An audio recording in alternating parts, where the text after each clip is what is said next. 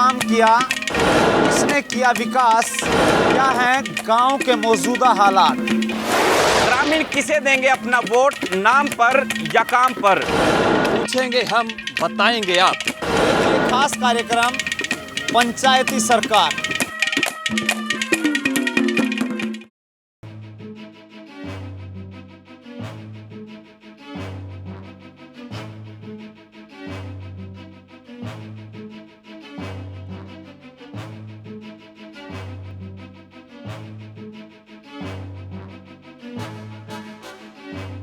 राष्ट्रीय चिकित्सक दिवस व्यक्तिगत जीवन और समुदायों में चिकित्सकों के योगदान को मान्यता देने के लिए मनाया जाने वाला दिन है।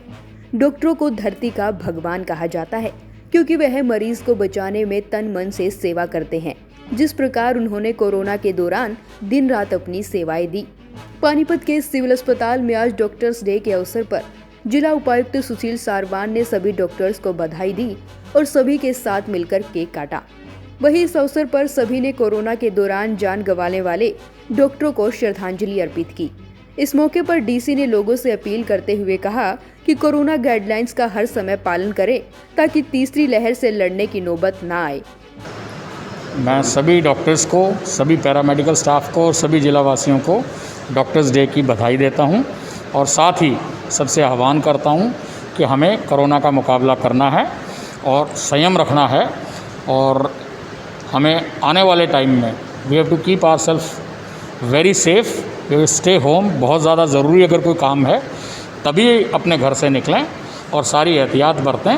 और जैसा कि बताया जा रहा है कि थर्ड वेव आ सकती है, तो थर्ड वेव की तैयारी में हमें सबसे ज़्यादा कोरोना के जितने भी गाइडलाइंस दी गई हैं बचने की, उनका पालन करना है।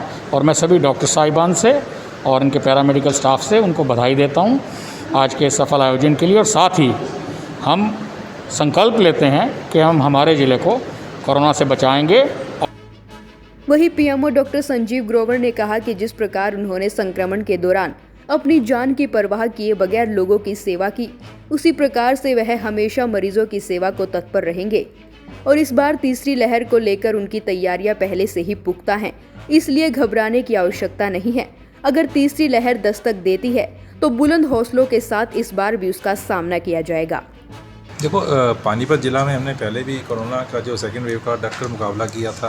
हमारे डॉक्टर्स ने अपनी जान की परवाह किए बगैर दिन रात काम किया था और आपको सभी ये पब्लिक का भी हमें काफ़ी सहयोग रहा था, एनजीओज़ का सहयोग रहा था, हमारी एडमिनिस्ट्रेशन का सहयोग रहा था, जिसकी वजह से हम सक्सेसफुल रहे उस वेव का मुकाबला करने में।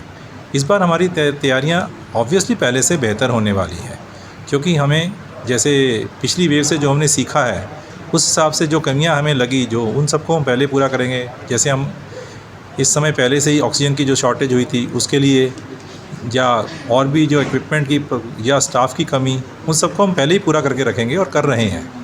तो हमें नहीं लगता कि अगली वेव में हम किसी प्रकार की प्रॉब्लम आने वाली है हमारी तरफ से।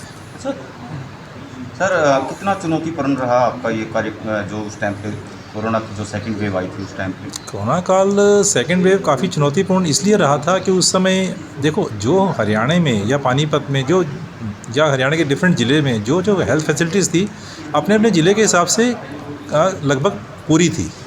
हरियाणा ने अपनी तैयारी पूरी कर रखी थी, लेकिन हमें जो साथ वाले जो दिल्ली से जो पेशेंट्स का बहुत ज़्यादा लोड यहाँ आया था उसकी वजह से हमें ज़रा दिक्कत आई थी उस समय।